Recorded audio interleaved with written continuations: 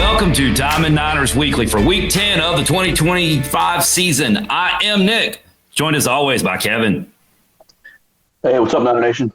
With producer Brad making it all go. Hey. All right, folks, we're a little off schedule this week. It's a Wednesday night. We've got Thursday, Friday, Saturday baseball due to Easter weekend. So everything's off a little bit. Baseball in Chapel Hill last night. Whole week schedule is just kind of crazy, but we are making some time on Wednesday night. I can tell you that the team is down in Tampa at South Florida. They got there this afternoon. We have been in contact with Coach Woody. The boys are on the field tonight. We may hear from Coach Woody. If he just magically, if Coach Woody shows up in here while we're talking, well, then he's here. And if he doesn't, then practice ran over, and good on him, because the boys need to be ready. It's a huge weekend. So if somebody drops by, awesome. If they don't, well, you're stuck with us three. So, okay, boys. It's just the way it is, Bruce Hornsby. How's everybody feeling? Feeling good, man. Feeling good. Niners are hot right now, so all good. Producer Brad, how do you feel? I'm good. I'm a little tired. Good? I got stuff going on, but you know. It was a long week last week. I mean, we had baseball in K-Town on Tuesday night. We had Niner Nation Gives going on and all the stuff around that. And then we had Friday, Saturday, Sunday, Uptown Truist, 2 games at the Hayes. We tailgated on Saturday for the game at the Hayes. We did the rare Saturday, Sunday tailgate double. We came back on Sunday morning and tailgated then. That's a little different fare for us, but we had reserve space from the athletic department. Shout out to Kelly Weatherman and the Athletic Foundation. So we had reserve space to tailgate on Sunday morning as well. So we ran it back. But man, it was quite a weekend. I will say, boys, I want to get y'all's feedback on this, okay? Kevin, producer Brad, as much fun as we had, I was a little bit disappointed in everything this weekend, because I'm going to tell you why. I didn't see any Ferris wheels. I didn't see any bumper cars. I didn't see, like, what's the ride which spins you around, the kaleidoscope? I didn't see any of that. Why was none of that either at Truist or at the Hayes? Why were there no rides? I don't know, man. I don't know. Are there supposed to be rides? Well, dude, I mean, normally when you have that many carnies in one place, you at least think that you're going to be able to get a decent funnel cake. But we had the carnies, but there were no rides. There were no games. There was no ring toss. I couldn't win a stuffed animal. Couldn't get a funnel cake. Couldn't get nothing. We just had carnies. And, well, there were clowns. There was definitely a clown coaching third base this weekend. And I'm not talking about Toby Bicknell. But, yeah, we had carnies and clowns, but no rides. Really disappointing. We did have some funnel cake. There was some funnel cake. I did see a little funnel cake up Truist. Did you see a funnel cake? Yeah, I believe I did, yeah. I think you can get funnel cake at Truist. No. The carnies must have made those before they left early. That's all I can say is I don't know. I just thought that, you know, there would be rides or something, but we just had to settle for the clown. Oh, all right. Oh, well, maybe next time. Maybe they only do that for home games. What's that, producer Brad? I said it would have made it fun if there'd been. It would have made it fun. I guess they needed a night off too. Okay, I'm sorry. Well, I had a good time without those rides or anything. It was really fun, especially Friday night. Uptown.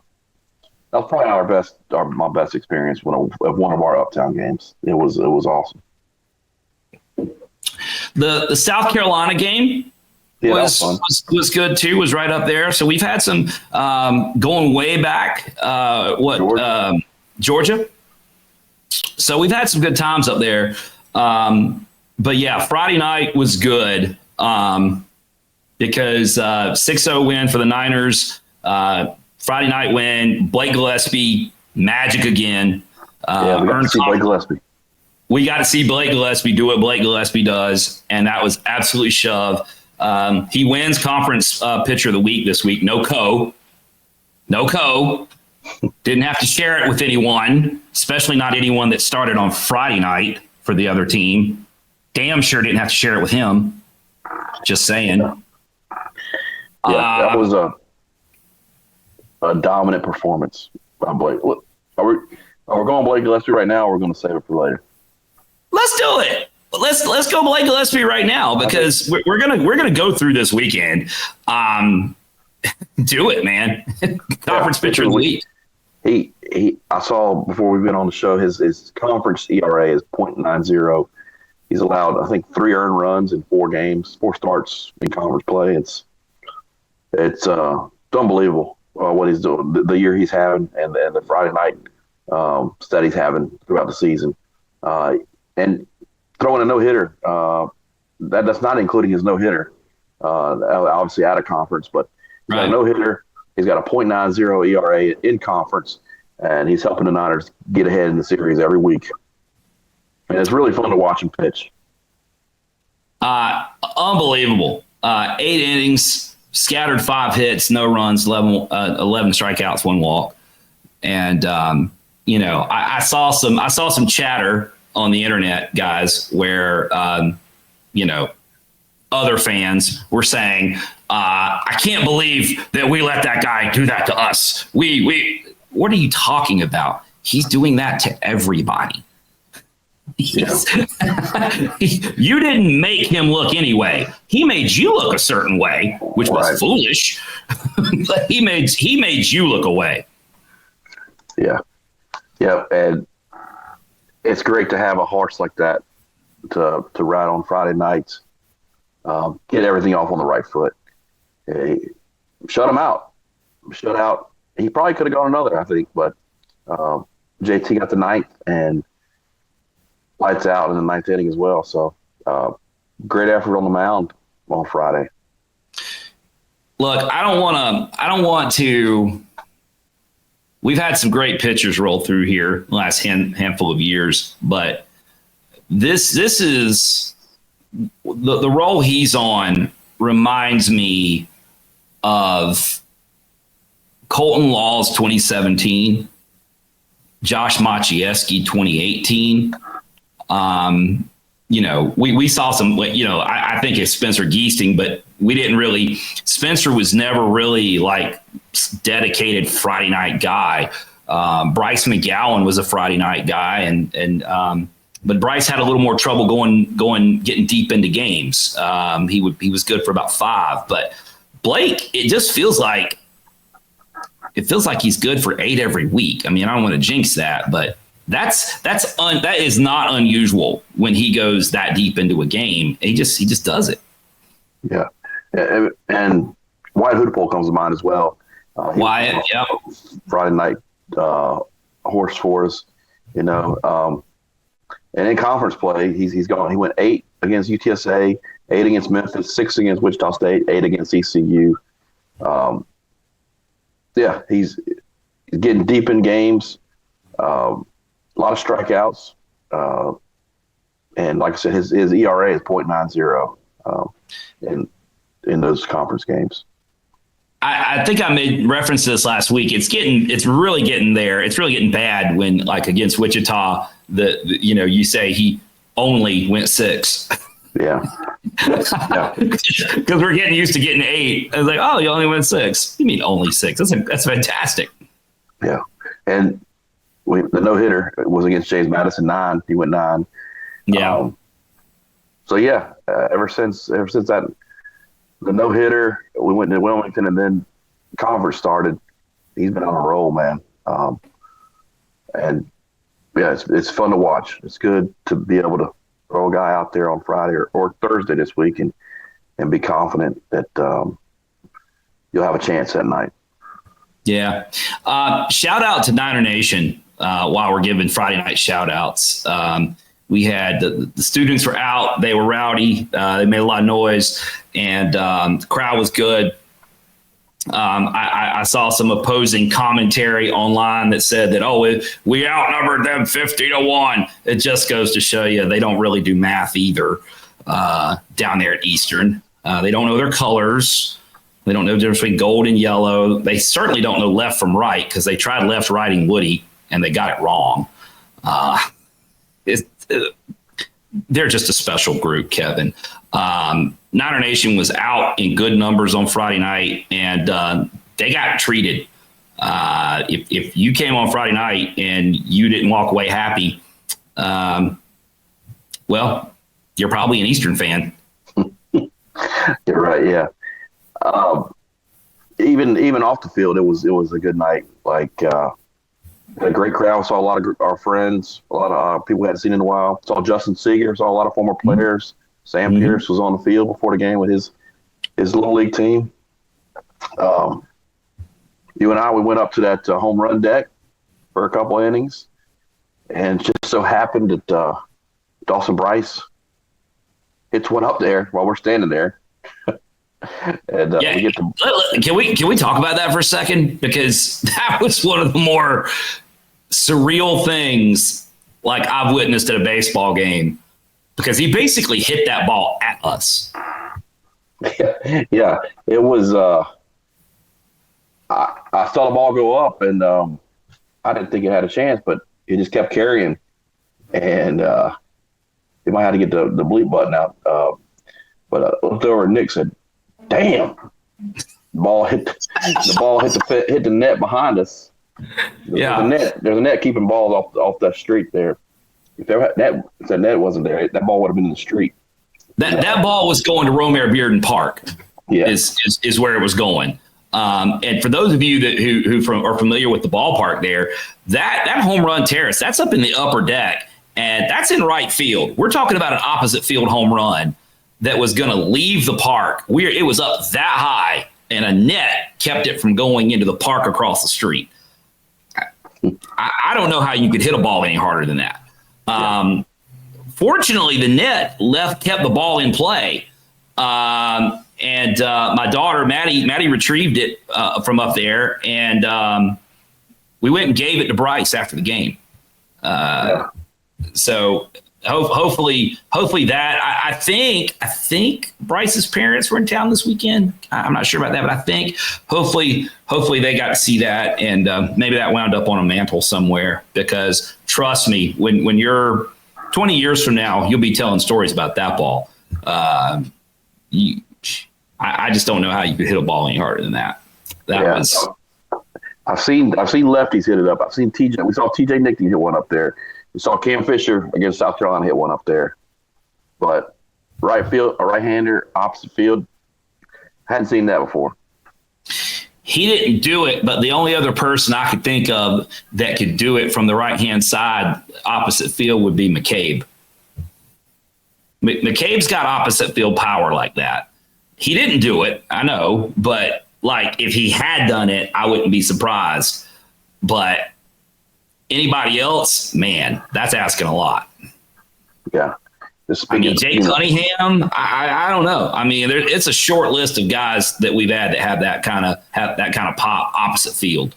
So in the weekend, and speaking of the weekend, Dawson Bryce had a great weekend. He batted .455 on 3 games, homer, double. He had 2 ribbies. He scored 5 runs for us out of the 13 we scored all weekend. So a big weekend for him offensively. So yeah, we mentioned different guys stepping up, and they've done that. Dawson Bryce has definitely been one of those over the past few weeks. Certainly this weekend. Yeah, Poe crushed the ball. Yeah, Poe hit one out, and that was a no doubter. I mean, that was fantastic. So yeah, I mean, Cody Gunderson kind of kept his streak going, hitting. Cody had an RBI, but yeah, Dawson had 2, Poteet had 2. It was just you scored 6 runs and you really only needed 1. Yeah, because Blake wasn't letting them have anything. And always, when you have good pitching, there's always some good defense behind them. And it goes back. Go back to Johnny Sutrick. Kind of made a great play out there up against the wall. Unfortunately, he had to come out after that, but it was a fantastic play to end the inning. That was going to be extra bases for sure on that play, and he hauled it in and nailed the wall as he was hauling it in. But last time we saw Johnny that weekend. Yeah, it was hell of a play. But you hate to see him have to come out. But yeah, hats off to him for risking his body, putting his body on the line, and saving some runs. The play in right field, where the hit got down and Noah got it in. Who do you relay that to? Do you relay that to Chandler, who got it home, to Poe, who applied the tag to cut the run down at the plate? I don't remember. There were two guys there. There was a double cut, and I can't remember who it was on the back end of that one, but it was we might have that wrong. There's a great view on the video they put out of that play down, looking down the line, that ball coming in and tagging that runner out at the plate. Because when we were watching that from the concourse. Some Eastern fan was prematurely celebrating on that play, and I had a little fun with him on the concourse. Well, one of our students, our guy Liam, was up there, and he jumped in Liam's face and was like taunting Liam, and Liam's like, "Dude, what is your problem?" And then you hear the out call, crowd erupts, and I just looked at the dude and I was like, "Damn, son, life comes at you fast sometimes, doesn't it?" And then all of a sudden he wanted to go full Eastern bro on us, like the guys from the football game last fall. Kevin, remember those Eastern bros? Oh yeah. They left in the third quarter. They left in the third quarter. Yeah, they left in the third quarter, but not before telling us that we'd never beat them in baseball. Okay. And then he just wanted to keep chirping, and Yes. And of course, where do they go? Oh, why don't you try hosting a regional? Why don't you try hosting a regional? And I said, yeah, great. We'll be happy to have Evansville over. Yeah. Well, security did come over and it was interested in what was going on over there. So, but nothing escalated. If Matty Sherrill got suspended from the softball show for language, imagine what's going to happen to me this week. Because we can't have you suspended because I'm not doing it by myself. Maybe I just want a week off, so I'm getting, hey, I've been kicked out of better places. So it was a great night all the way around. I will freely admit that I have not been the biggest fan of going up there, just because I like going to games at the Hayes, and I think people ought to have to play us at Hayes. And we moved that down there, and I get it. It's a recruiting thing. It's magical for those guys to get to play with that stuff and everything. I get the reason why we do it. I just haven't been personally as big of a fan of it. But my goodness, Kevin, we had a good time Friday night, and so it's all good. Well, it's good. Folks that usually don't head to the Hayes, they usually circle this game on the calendar, and they, especially a Friday night after work, they creep over there and have a few drinks and enjoy the Niners. So I like the Friday nights when we play our number one versus their number one at Truist. I like that better than the midweeks. Well, that's true, because a lot of times we've been down there. We're taking on an SEC school or an upper echelon ACC school, and for a program, for an AAC program on the weeknights, it's far more difficult for us. The depth starts to catch up with you with the pitching and everything else. But yeah, Friday night versus Friday night, I think we measure up. We measure up well, and obviously we measured up well this Friday night because, we sent Eastern packing. We sent their fans packing. I don't think there were 100 of them left by the end of the game. Mostly they left by about the fifth, sixth inning. Yeah, whenever Norby came out, they left. Norby.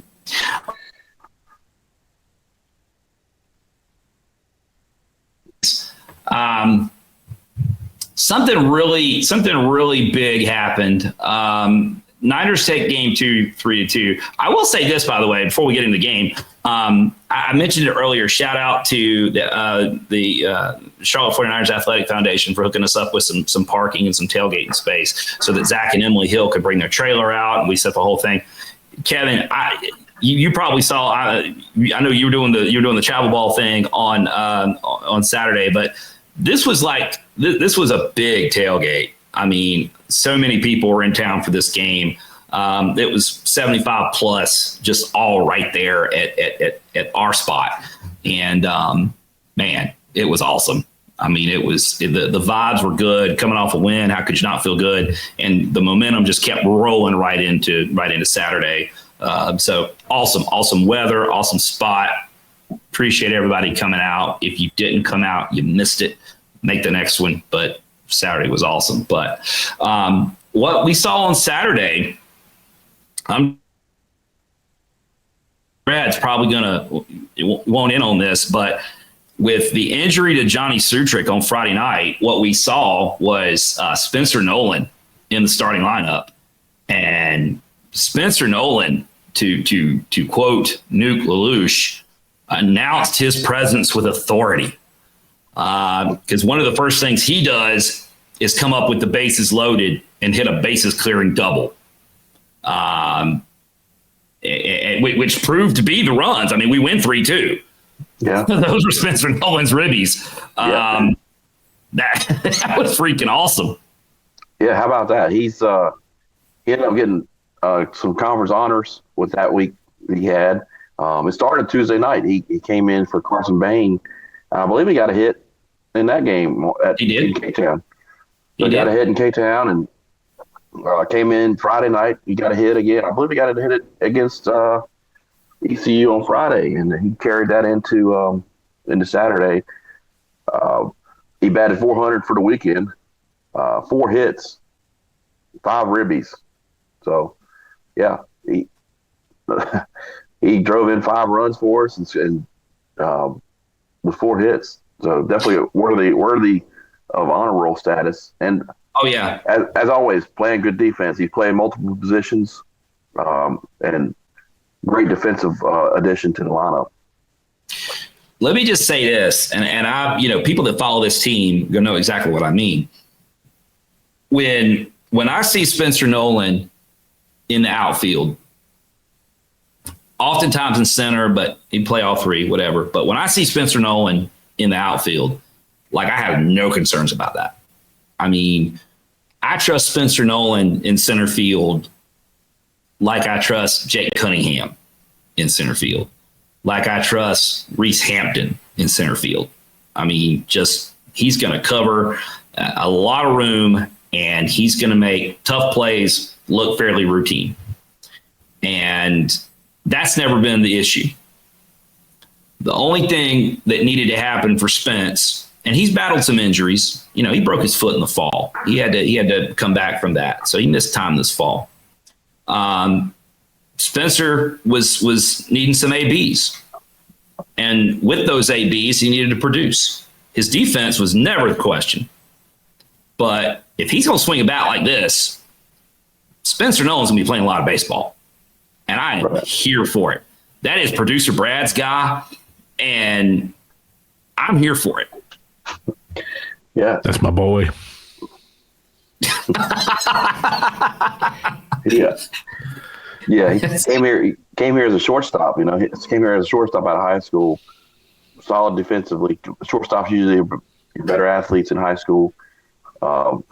Showing he can play first base for us, and like you said, every outfield position he's played solid defense, and yeah, like I said,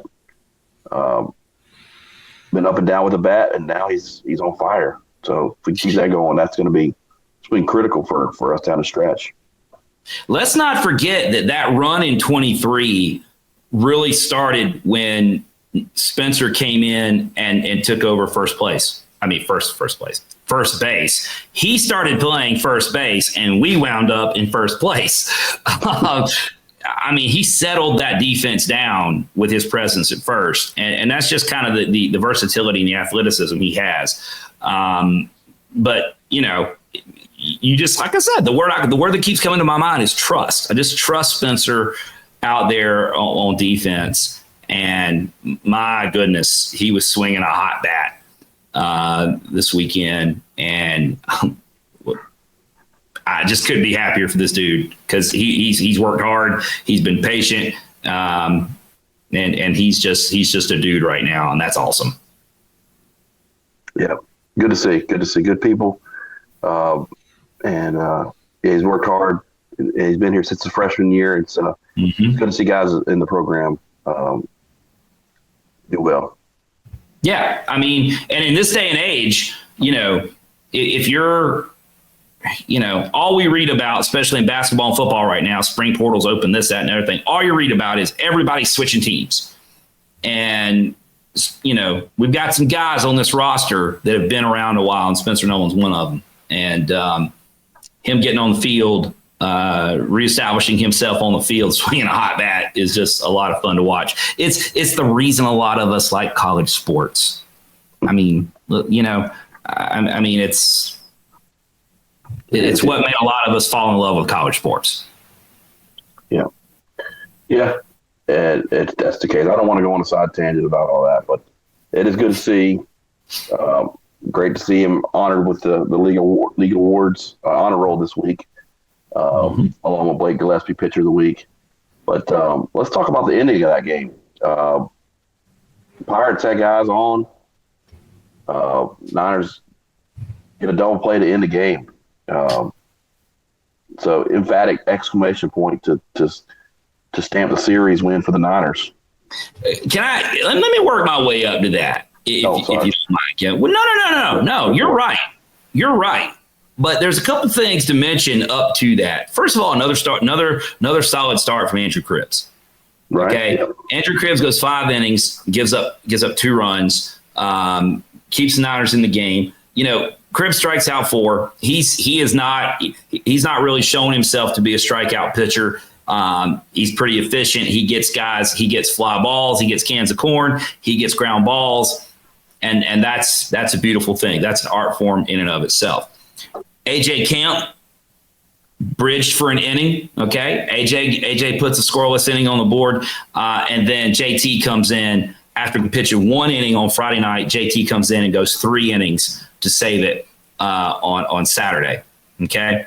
JT was in the first 2 innings. JT was what we expect.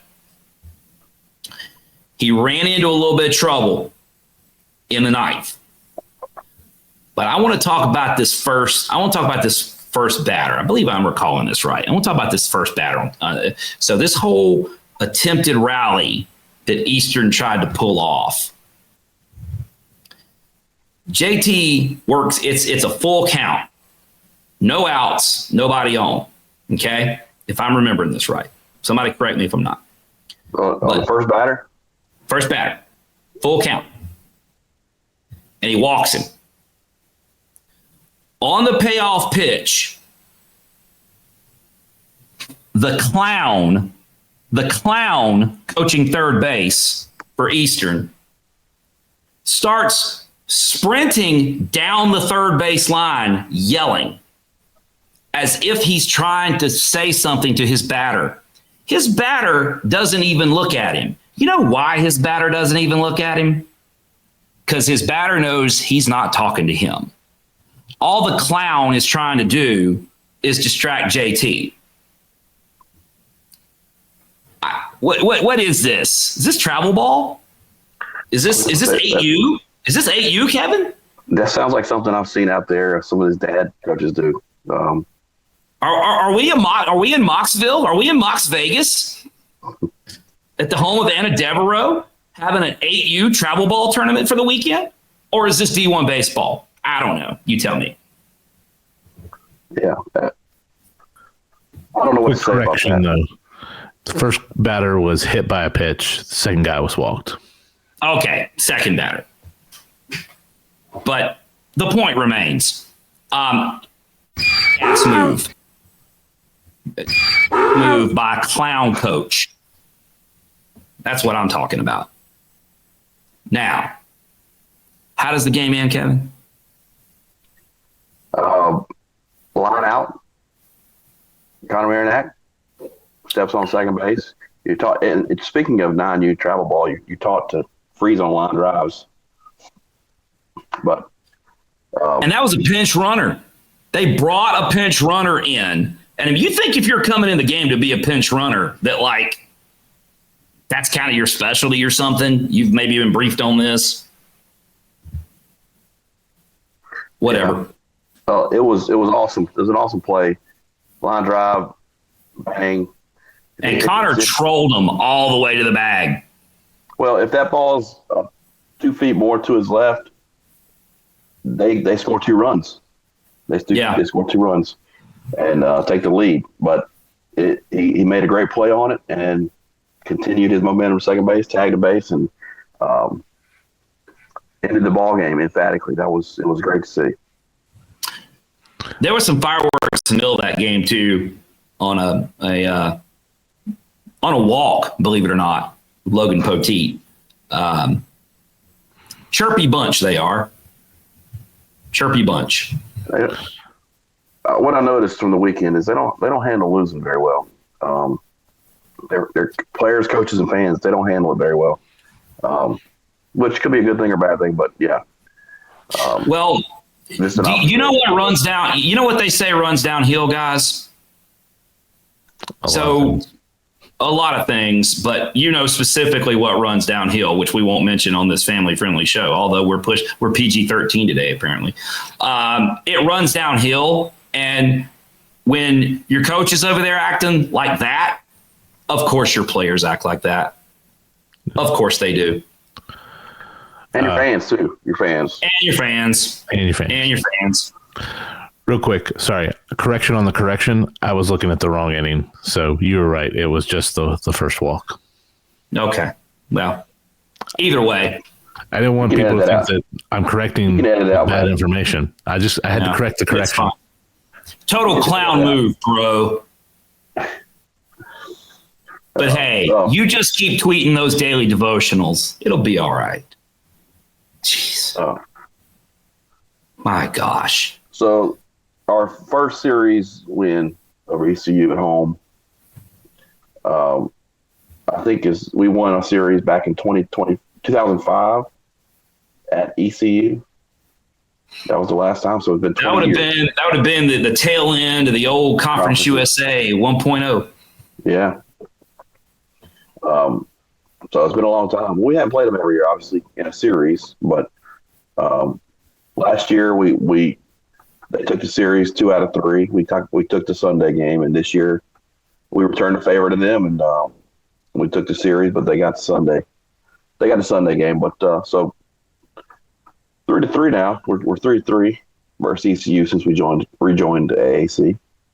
Well, all I know is they won on Sunday, and you'd have thought they had just beaten Evansville. I mean, whatever. You know, we got what we needed out of this weekend, and whatever, Eastern bro. Yeah, good weekend. All the shenanigans aside, it's good to see us playing ball like this down the stretch. We won 3 straight series in conference, and we beat a North Carolina rival 2 out of 3 at home, uptown at the Hayes. Great crowds, great college baseball atmosphere for both locations.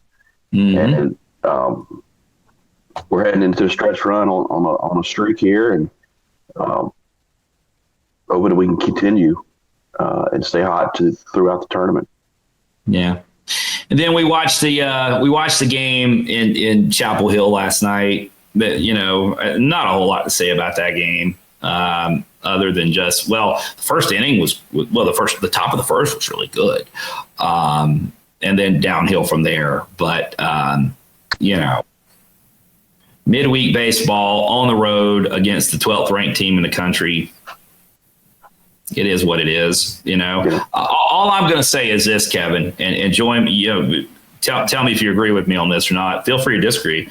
That I know, obviously, Woody and Forbes, they're boys. I mean, Scott Forbes was in Woody's wedding last November, so they obviously have a great relationship, a very close relationship. I think that it's time that if we're going to keep playing them in out of conference weekdays, I think it's time for Forbes to come pay a visit to the Hayes. We've been there. We've been there several times in a row. They've been once. They've been once since Woody's been there, and it ended up being like a. Did it end up being like it was early March and it was like freezing cold, something like that.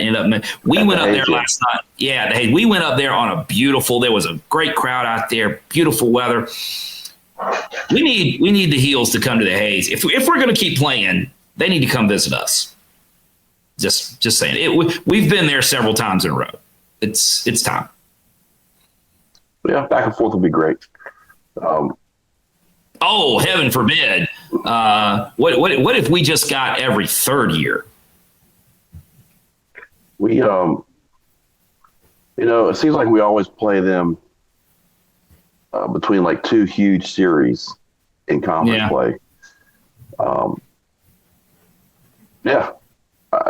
Honestly, I would love to see them on a weekend early in conference play, but that would be cool. Yeah, and not at Truist.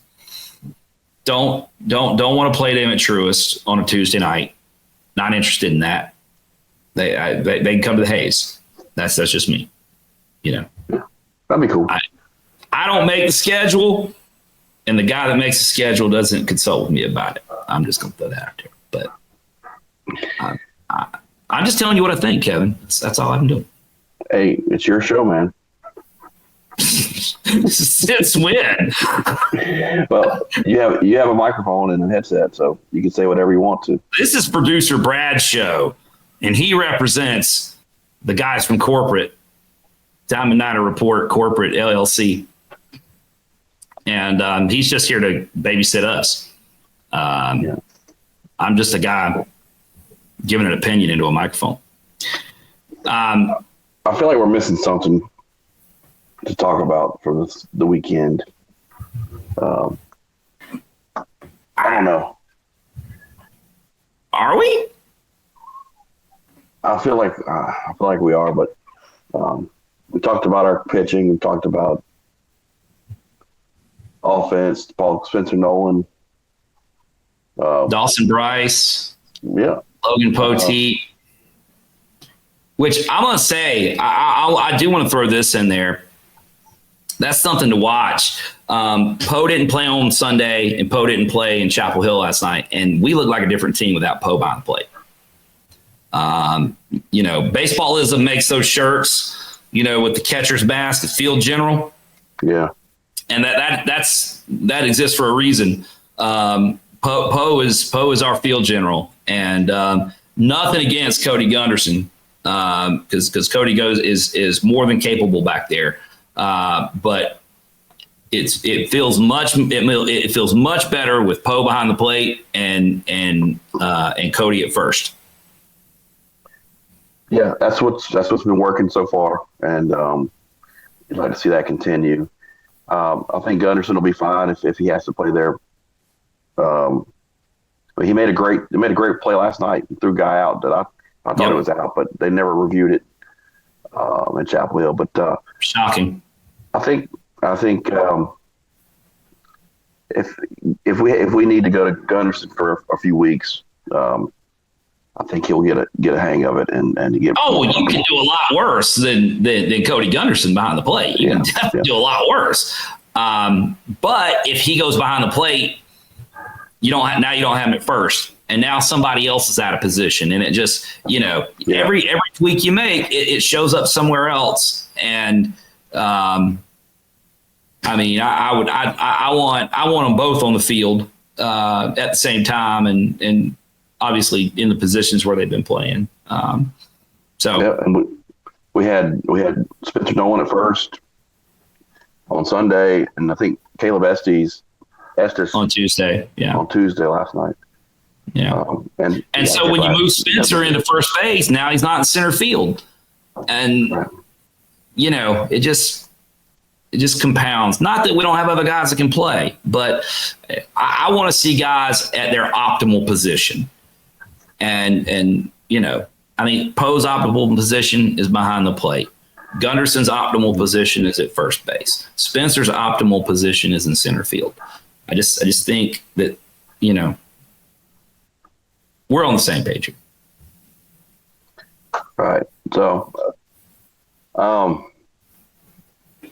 to recap the week, is that's about it, right? You want to move into this weekend coming up or tomorrow? Yeah. So tomorrow it's coming at you fast. Which it's interesting. Different conferences handle this differently. I believe going way back to the E10, I think we played on Easter, didn't we? Sometime I do remember playing on Easter. We have definitely had games on Easter. I know we've had games on Easter because I've gone to Easter lunch and done Easter egg hunts and everything else when Maddie was little, and then stopped by the Hayes on the way home kind of thing. We have definitely played on Easter. I don't think we did in Conference USA though. I don't think so, and then we're not in the AAC, which I'm fine with. Just means we get baseball sooner. So Thursday night, we get right to playing South Florida. And if you look at it, so 6:30 on Thursday night, 6:30 on Sunday night, 1:00 on Saturday. So all those games will be on ESPN Plus. You'll be able to listen to Joe Templin, which is what I do. I know you do too, Kevin. I've got a Bluetooth speaker in the living room there, so I get the game on ESPN Plus on TV, but I mute the TV and hook my phone into the Bluetooth speaker so I can listen to Joe and watch the broadcast. If you've never done it that way, I recommend it because. Joe just makes some calls, and he knows, he knows our guys in the program. Yeah, so he's one of us. I did. I was actually finishing up some yard work yesterday, and I had Joe on the headphones. I got to hear him call the 2 homers in the first inning. Yeah, live. So that was pretty cool. CLT later, but it's good to have that option on the road games because. Listening to the homer broadcasters that we seem to get on the road, it gets frustrating sometimes. Yeah. If you're wondering, every conference weekend is big, but if you haven't glanced at the AAC standings, folks, you should probably do that before things get started. UTSA is 10-2, 2 games clear in the lead, all by themselves, but tied for second. At 8-4 is both South Florida and Charlotte. So this is a separator weekend. If you could win this series, if you get 2 out of 3 in Tampa, it's on. We're getting into the last month of the season, and if you can win a road series, this is the battle for second. And we've been talking about this. UTSA sort of always seems to find a way to drop a few down the stretch with the way they play last few years. The winner of this series is really, really squarely in the hunt to win the league. Right, and they've got a little different look this year. They got a brand new coach, and Mitch Hannes from Indiana State. He did a great job at Indiana State. They went to the tournament 5 years in a row, or 4 of the last 5 tournaments. Went to a super regional. So he's got winning experience, winning pedigree. He's turned it around in a quick time in his first year. I wasn't sure what to expect from them in the preseason, but they were rolling for a while there. They've hit a little skid as of late, but they lost a series to Rice at Rice last weekend.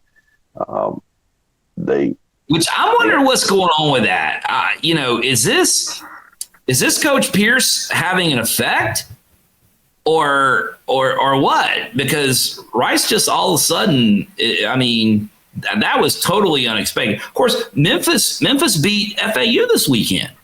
Yeah. FAU goes to Eastern and sweeps them in Greenville, and then goes to Memphis and gets beat. Yeah, and I don't know. I think Rice is an interesting story because anytime a new coach comes in, everybody's job's on the line, especially middle of the season. So it's true. It probably lit a fire under those guys, and he's playing for next year, I guess, and they got nothing to lose. Memphis, they took one out of the series against South Florida. But yeah, so the Bulls, they've been struggling a little bit lately.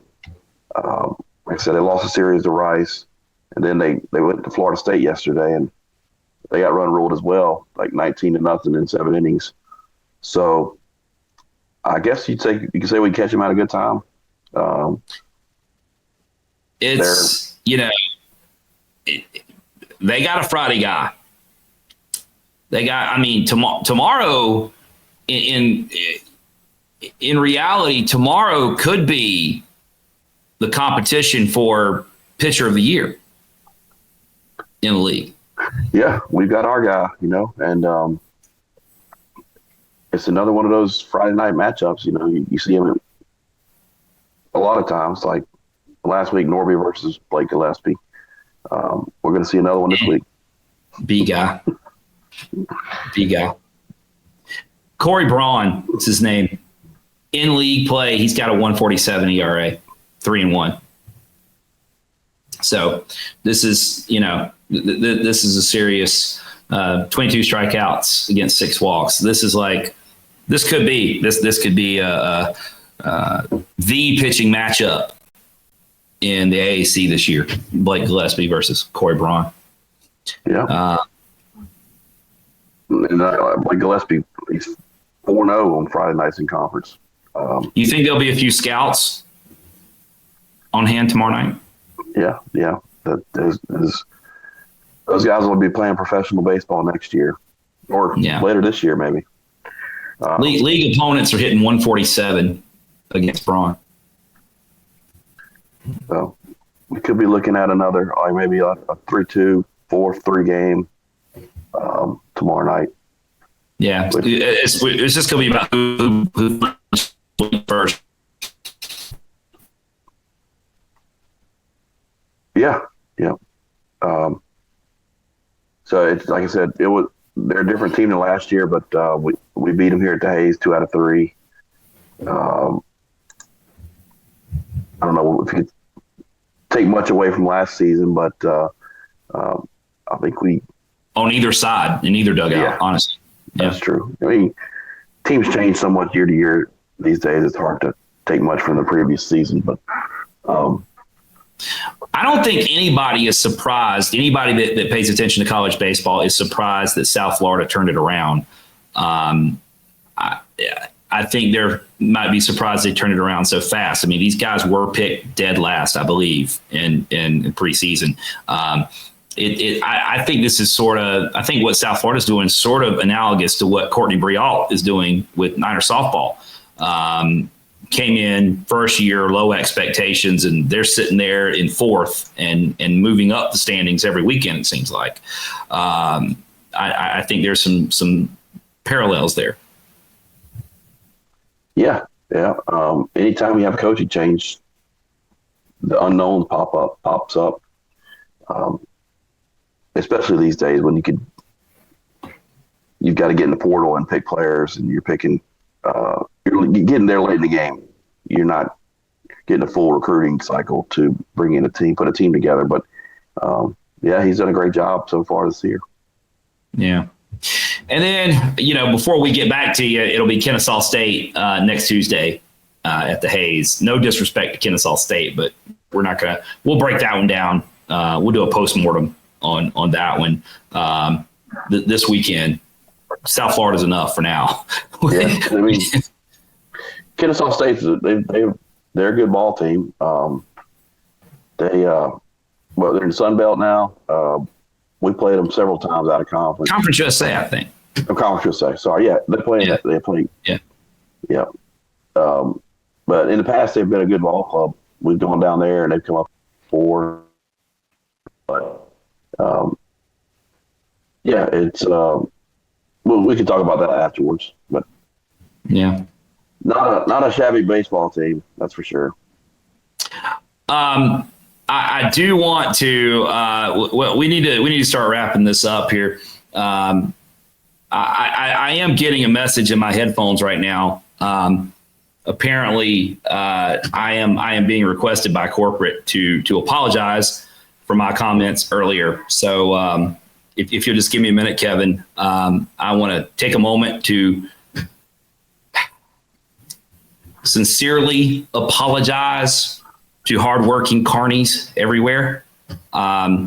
You guys do nothing but try to provide moderately priced, reasonably safe entertainment to carnival goers and fair goers, county fair goers everywhere. And you didn't deserve to be compared to Eastern fans. So just hope you all out there in Carney Nation will accept my sincerest apologies on behalf of myself and Diamond Niner Report, LLC. Sorry. Yeah, you did those guys wrong, man. Yeah, is that corporate? It was in my ear. They're like, you can't let that stand. You've got to apologize. So there you go. I have apologized to carnies everywhere that do their best to keep us reasonably safe, on moderately safe, even on rides at county fairs all over the country. Well, thanks for that. I'll echo Nick's sentiments on those both groups of those people. Yeah, so we are pro carny here on Diamond National. I don't want to go that far. No, whatever. We don't want to disrespect anybody. We don't want to. Yeah, we don't want to disrespect carnies.